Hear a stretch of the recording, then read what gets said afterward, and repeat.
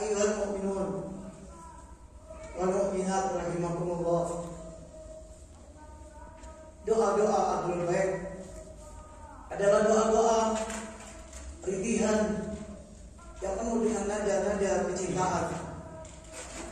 Hampir tidak ada satupun doa ahlul bait yang berisi permintaan-permintaan kepada Allah, yang berisi perintah-perintah kepada Allah untuk mengabulkan apa yang mereka minta.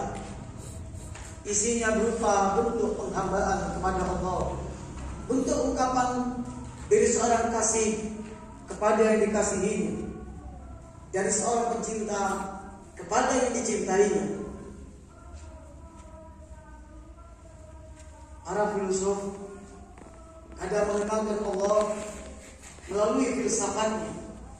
Lalu dia mulai berkata, agama ini mesti diraih dengan akal. Tidak ada agama bagi yang tidak berakal. Imam Muhammadul Baqir sallallahu alaihi beliau berkata, agama ini adalah cinta. Tidak ada agama bagi yang tidak memiliki cinta. Cinta itu adalah agama, dan agama itu adalah bentuk kecintaan. Dengan kecintaan, seseorang bisa terjaga dari dosa. Dengan kecintaan yang besar, seseorang akan menjaga kekasihnya. Dengan kecintaan yang besar, seseorang akan memperagatkan dari tubuhnya segala bentuk perbuatan, ucapan, tingkah yang membuat yang dicintainya bahagia dan ridha. Dengan cinta inilah, kata Imam Muhammadul Baqir, Anda akan bisa menggapai Allah. Amirul Mukminin Ali bin Abi Thalib alaihissalam pernah menyampaikan, kata beliau, cinta dalam agama ini bagaikan air. Jika dia lewat di satu tempat, dia akan menghidupkannya. Cinta ini, kata beliau, bagaikan matahari. Siapapun yang akan ada di bawahnya akan diteranginya. Cinta ini, kata beliau, bagaikan tanah. Siapapun yang ada di atasnya akan dijaganya. Dan cinta ini, kata Imam Ali, bagaikan langit yang menaungi apapun yang berada di bawahnya. Dan cinta ini, kata Imam Ali, bagaikan angin yang jika menerpa apapun akan digerakkannya. Sehingga orang-orang yang disentuh oleh cinta, dia akan melindungi, dia akan menaungi, dia akan memberikan cahaya pada yang lain. Karena dia adalah petikan dari cahaya agung, cahaya Allah. Dengan cinta ini, kata Imam Ali bin Abi Thalib, seseorang akan dimuliakan oleh Allah. Amin.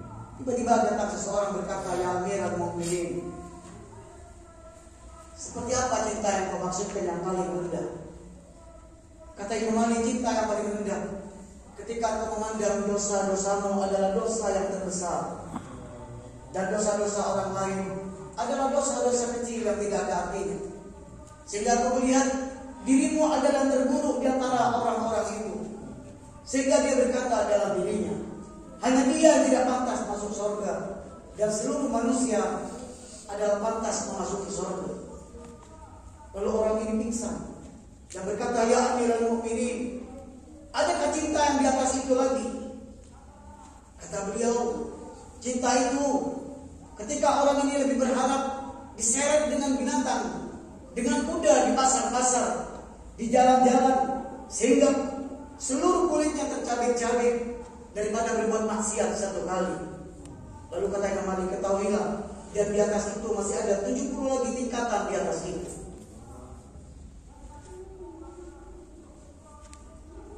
Kita memperingati hari raya Idul Adha, hari raya yang menggambarkan pengorbanan seorang ayah kepada putranya. Ketika Allah memerintah untuk menyembelih putranya, putra yang dikatakan dalam riwayat hampir 40 tahun Nabi Allah Ibrahim berdoa, memohon diberikan keturunan. Lalu diberikan keturunan ketika umurnya sudah menjelang tua. Diberikan anak oleh Allah. Begitu anak ini lahir, Allah memujinya, kemudian membawanya ke kota Makkah. Diletakkannya putra ini, yang dalam Allah ketika menggambarkan tempat diletakkannya Nabi Allah Ismail, firman-Nya fi wadin ghairi dzi zar'in, di satu lembah, tidak ada pepohonan, tidak ada tempat berteduh,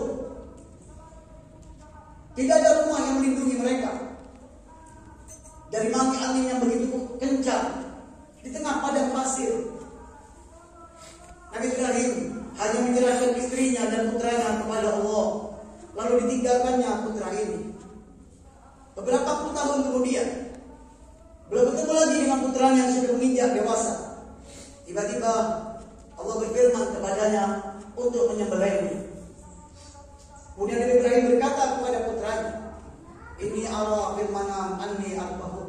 Aku melihat dan mimpinya adalah wahyu, aku menyembelihmu. Apa pendapatmu? Kata Nabi Allah Ismail, "Lakukan wahai ayahku. Lakukan. Satajiduni insyaallah minas sabirin." Aku akan bersabar menerima perintah ini. Lalu dilebatkan putranya. Diambilnya sebuah pisau yang begitu tajam, diletakkan di lehernya sesuai dengan mimpi yang Allah berikan kepadanya. Dan ketika pisau itu diletakkan dan digerak-gerakkan, ternyata pisau itu tidak mampu memisahkan lehernya. Tetapi Allah kemudian berfirman kepada Nabi Allah Ibrahim, "Laqad saddaqta ru'ya." Engkau telah membenarkan mimpi itu. Engkau telah melakukan yang Allah perintahkan. Lalu Allah mengangkatnya setelah melalui seluruh ujian ini. Kemudian Allah berfirman, "Inni ja'iluka lin-nasi imama." Kini kau berhak untuk menjadi imam bagi seluruh manusia. Ketika kau mengorbankan seluruh kecintaanmu kepada manusia hanya untuk mencari keridhaan Allah. Kita di Al-Quran digambarkan bahwa seberat-berat ujian, kata Allah, fitnahnya adalah harta dan anak-anak. Nabi Ibrahim diuji dengan putranya, diuji dengan ujian yang paling berat, tetapi beliau melakukan sehingga Allah memujinya, laqad saddaqta ru'ya. Kemudian setelah itu para nabi semuanya berlomba-lomba mengorbankan apa yang mereka miliki demi kecintaannya kepada kekasihnya. Seluruh nabi memberikan semua yang mereka miliki. Mereka kadang tidak menyisakan apapun. Apa yang mereka miliki mereka berikan. Semua nabi berprestasi. Semua nabi telah menampilkan apa yang mereka bisa tampilkan di hadapan kekasihnya, pencipta alam semesta ini. Semua telah memberikan. Kecintaannya tidak menghalangi apapun. Apa yang diminta mereka berikan.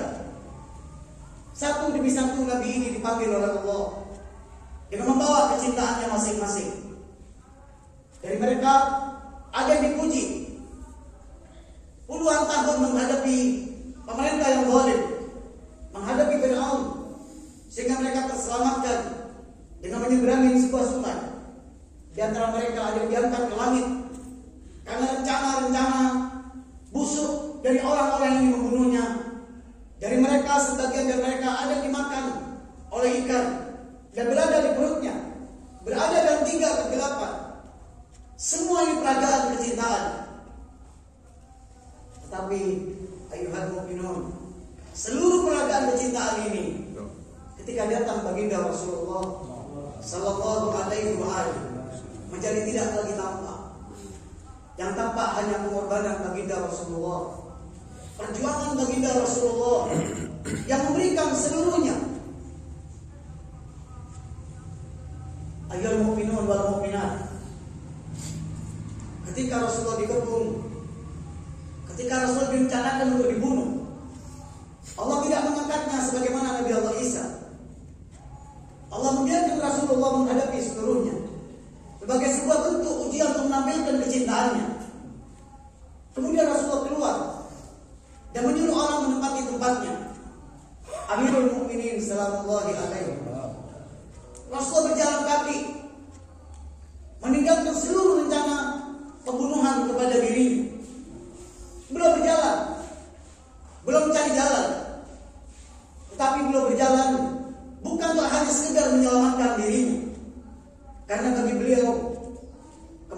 jalan Allah adalah sesuatu yang paling diharapkan olehnya. Tapi beliau keluar dari kota Makkah karena beliau masih ingin agar agama ini tersiar, agar agama ini tersampaikan.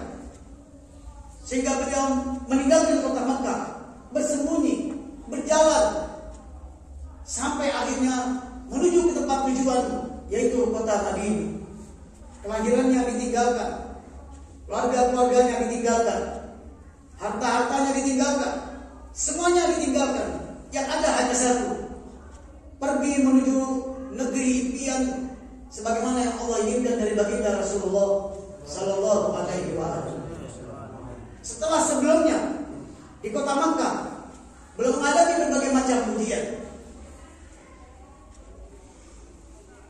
Nabi Ibrahim membiarkan istrinya, anaknya di lembah yang gersam. Tapi Rasul diusir ke Syekh Abu Talib dan tidak ada yang memberikan apapun dari mereka. Tidak diajak berniaga, tidak diajak bersahabat. Akhirnya dengan kekuasaan Allah, beliau diuji lagi kesabarannya ketika ditinggalkan istrinya dan pamannya, menghadapi ujian yang begini berat ini. Hampir 3 tahun mereka tidak memakan kadang kecuali pelepah kurma, kadang hanya 1 kurma, dan semuanya mereka lakukan hanya sekedar ingin menggambarkan kecintaannya kepada Allah. Diberikan seluruhnya. Rasul tidak menyisakan. Allahu Akbar, Allahu Akbar, walillahil hamd. Kemudian Rasul ke kota Madinah menghadapi hampir 70 kali peperangan, luka-luka di sekujur tubuh yang diderita setiap peperangan, membuat putrinya Sayyidah Fatimah Az-Zahra setiap mengusap luka itu beliau menangis. Besarnya pengorbanan Rasulullah. Sementara untuk suaminya, kata Sayyidah Fatimah, jika aku membersihkan lukanya, tidak ada lagi di badannya tempat yang utuh, kecuali hampir semuanya terkena goresan-goresan pedang. Tetapi Nabi Allah Ibrahim yang mencapai makom begitu agung, makom begitu tinggi, kemudian pada suatu saat meminta bukti kepada Allah, ingin melihat keagungan Allah. Kemudian Allah bertanya, afala tu'min, apa kau tidak beriman? Kemudian kata beliau, liyatma'inna bihi qalbi, tidak ya Allah, hanya agar hatiku menjadi tenang. Tapi mereka Rasul dan para imam ahlul bait, kata Amirul Mukminin, demi Allah, kita tidak pernah meminta bukti kepada Allah, kita tidak pernah meminta apapun, dan keyakinan kita ini, kata beliau, demi Allah tidak bisa lagi ditambah. Kita mengalami puncak keyakinan, puncak pengorbanan yang tidak ada lagi pengganti untuk mereka. Keyakinan yang tidak bisa ditambah. Cinta mereka terlalu besar. Setiap nabi, jika Anda baca, mereka mengalami ujian, dirinya diuji. Tetapi baginda Rasulullah Sallallahu Alaihi Wasallam, ketika diuji, Allah tidak hanya menguji Rasulullah, Allah menguji keluarganya. Sebelum siapapun mengorbankan apapun, maka yang mengorbankan pertama kali adalah keluarga Rasulullah. Pengorbanan ibunda Khadijah, pengorbanan Abu Talib, pengorbanan Amirul Mukminin sallallahu alaihi. Mereka semua sudah menampilkan pengorbanannya. Pengorbanan Sayyidah Fatimah Az-Zahra, mulai dari kota Makkah sampai ke kota Madinah. Mereka semua telah memperagakan sebelum siapapun memperagakan pengorbanan itu. Mereka mendampingi baginda Rasulullah. Mereka membelanya. Mereka memberikan seluruhnya. Sehingga ujian itu tidak berhenti di tangan Rasulullah, tapi keluarganya satu demi satu diuji. Tidak ada orang seperti baginda Rasulullah. Bahkan ketika beliau wafat, putra-putranya seluruhnya terbunuh. Para imam satu demi satu terbunuh. Tidak ada satupun para imam yang tidak terbunuh. Keturunan-keturunannya di mana-mana dibunuh. Tidak ada di dunia ini keturunan yang dibunuh sebanyak keturunan baginda Rasulullah Sallallahu Alaihi Wasallam. 1400 tahun sehingga hari ini, Anda akan masih melihat berapa banyak putra-putra Rasulullah yang dibunuh, yang dibom, yang dipenggal. semata-mata karena mereka putra Rasulullah. Dan ini semuanya sebenarnya adalah terus berlanjutnya ujian untuk baginda Rasulullah Sallallahu Alaihi Wasallam. Ketika kita meyakini bahwa Rasulullah adalah hidup, wujud, kematian fisik tidak membuat hancurnya baginda Rasul. Kematian fisik bagi Rasul hanya sebagai sebuah cara. Kata Imam Ali, andai kata Rasulullah menginginkan agar tidak mati, beliau akan pindah tanpa kematian.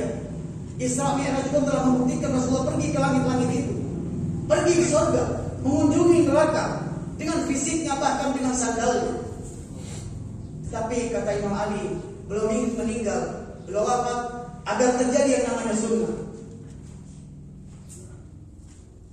agar membuktikan bahwa sunnah Rasulullah, sunnah Allah akan tetap berlangsung. Kita meyakini beliau hidup, beliau menyaksikan bagaimana 1000 tahun lebih keturunan-keturunannya dibantai. Bahkan hari ini umat-umatnya diperlakukan di mana-mana dengan perlakuan yang tidak senonoh. Setiap hari Anda akan mendengar pengikut Rasulullah, umat Rasulullah dibunuh di mana-mana, dan beliau menyaksikan. Belum mendapatkan kabar-kabar ini, belum mendengarkan semuanya. Beliau hanya bisa memohon kepada Allah agar nanti orang-orang yang berkorban karena kecintaannya itu semuanya berjumpa dengan beliau di hadapan Allah untuk dimintakan syafaatnya. Akhirnya yang terakhir yang saya ingin sampaikan kepada Anda, di penghujung apa yang ingin saya sampaikan, di bulan Dzulhijjah, di saat seperti ini, tiba-tiba ada sebuah kafilah yang meninggalkan kota Madinah menuju kota Makkah untuk melaksanakan ibadah haji. Kafilah ini adalah putra Rasulullah. Kafilah ini dipimpin langsung oleh pemimpin pemuda surga besok. Beliau yang memimpin. Pada tanggal 9 bulan Dzulhijjah, beliau melakukan perkumpulan di satu tempat yang bernama Arafah. Kemudian beliau melakukan ritual. Tiba-tiba beliau melihat di sekitarnya telah banyak orang-orang yang beliau tahu. Semua orang-orang ini akan membunuh beliau di tengah-tengah Ka'bah. Dan beliau melihat rencana-rencana itu. Orang-orang yang masih menyelesaikan ibadah hajinya, orang-orang yang besoknya mempersiapkan domba untuk disembelih, orang-orang yang kemudian mulai merasa menyelesaikan ibadah hajinya, kemudian mereka mulai bersiap-siap untuk pulang ke rumahnya, menjumpai keluarganya yang selama ini ditinggalkan. Mereka telah mengemas-kemas. Selesainya 13 bulan Dzulhijjah, mereka sudah mulai menyelesaikan seluruh ritual-ritual ibadah haji. Hanya satu kafilah, tidak ada kafilah lain, kafilah Al-Husain. Tiba-tiba kata beliau, kita tinggalkan ibadah haji ini. Orang-orang telah berencana membunuh kita, semuanya di hari ibadah haji ini. Bahkan di tengah Ka'bah mereka akan membunuh kita. Kemudian Imam Husain mengajak mereka keluar. Mereka mengajak keluarganya semuanya keluar. Kata Imam Husain, kita tinggalkan kota Makkah tanpa menyelesaikan ibadah haji. Dan mereka tidak mungkin pulang lagi ke kota Madinah. Mereka telah berpamit kepada kakeknya Rasulullah. Dan mereka berkata, ya Rasul, kata Imam Husain, inilah perjalananku yang terakhir, inilah pertemuanku yang terakhir. Setelah ini, kata Imam Husain, aku tidak akan lagi kembali kepadamu, wahai kakekku Rasulullah.